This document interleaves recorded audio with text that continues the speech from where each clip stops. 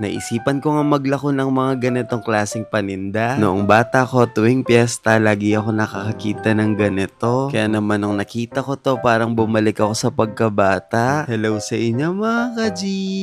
Ngayong araw kasama ko magtitinda ng lumpiang gulay at Shanghai si Alaisa. Sa tuwing kasama ko nga si Alaisa, napakadaming estudyante na nagbibigay sa kanya ng kung ano-ano. Sabi ko kay Alaisa, kung binibigyan ka nila, kunin mo. At kapag binigyan ka nila, magpasalamat ka o kaya naman apiran mo sila. Mga ka-G, sa mga moment na to, 7 AM na pala. Habang nanonood si Alaisa sa iPad, ako naman nagtitinda ako. At mabuti na lang mga ka-G, marami-rami na din talaga yung mga suki natin dito. At mabuti na lang mga ka-G, ngayong araw napakaganda ng panahon. Kaya naman bumili na ako ng taho, sakto pa naman hindi pa ako nag-aalmusal. 5 AM pa lang kasi mga ka-G, gising na ako para i-prepare yung mga paninda at yung mga dadalhin. At sila mama naman 4 AM pa lang gising na sila para magprito. Kaya yung effort namin para makagawa ng lumpiang gulay at Shanghai hindi biro. Dahil talagang napaka-proseso ng paggawa nito. At mga ka-G,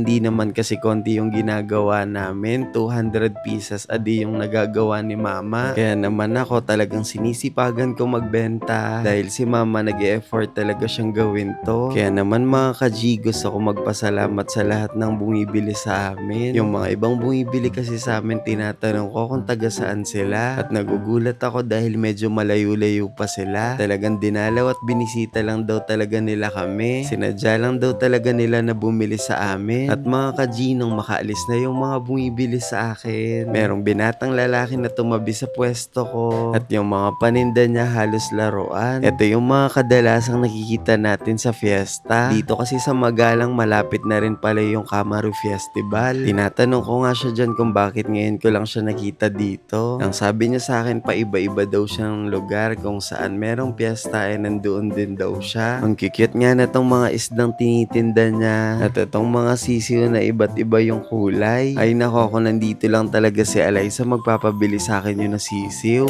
Mga ka-G, what if try ko rin kayo maglako ng mga ganito? Pag humina na talaga yung benta ko sa lumpiang gulay at Shanghai, magbebenta na din ako ng mga ganito. Pero kung ito binebenta niya ay sisiw, ako naman bebenta ko yung mga malalaking manok. Para pag nanalo sila, kakatayin na lang nila yon, pwede na nilang maging ulam. Tapos yung mga goldfish na namang tinda, ako naman ang ititinda ko, tilapia. Tapos sasaluhan ko pa yun ng bangus para at least diba nakakapaglaro na sila, magkakaroon pa sila ng ulam.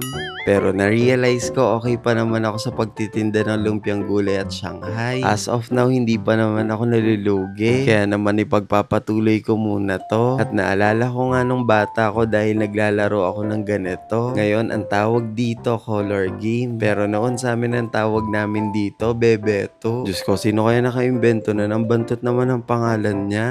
Matapos nga nun, pumasok na rin ako agad sa loob ng school ni Alaisa. At dahil 11 o'clock na, tapos na yung pag-i-school ni Alaisa, ibinili ko nga lang ng ice cream dyan si Alaisa, tapos dumaretso na rin kami dun sa kabilang barangay. Doon nga kami magtitinda ni Alaisa ng second batch namin ng mga paninda. Nung makadating kami dito, kinuha ko na lahat ng mga dapat bitbitin at nagpwesto na rin kami agad dito sa lugar namin. At habang tinitingnan ko yung mga paninda, merong biglang lumapit kay Alaisa at binigyan siya nitong parang mga marshmallow. Tingnan mo Alaisa, ang dami nagmamahal sa'yo. Sa mga nagbibigay kay Alaisa, maraming salamat sa mga mumunti ninyong regalo sa kanya. At meron ngang estudyanteng gusto magpa-picture sa amin. Kaso nga lang wala daw siyang dalang cellphone. Ang dala niya lang daw etong laptop niya. Ako naman, sige, sabi ko picture tayo basta kung may camera yan, sige. Kaso nga lang yung laptop niya low bat na daw. Kaya naman sabi ko sa kanya, sige next time na lang. Nandito lang naman kami ni Alaisa pagkatapos ng mag-school, dito kami agad dumadiretso. At hindi ko ba alam, tignan nyo si Alaisa, napakahilig niya magpulot ng mga bote. At habang nag-hello ako sa mga bata na to, merong biglang lumapit sa akin ulit. Tinatanong niya ako kung pwede ba daw siya magpa-shoutout. Sige, sabi ko mag-shoutout na siya.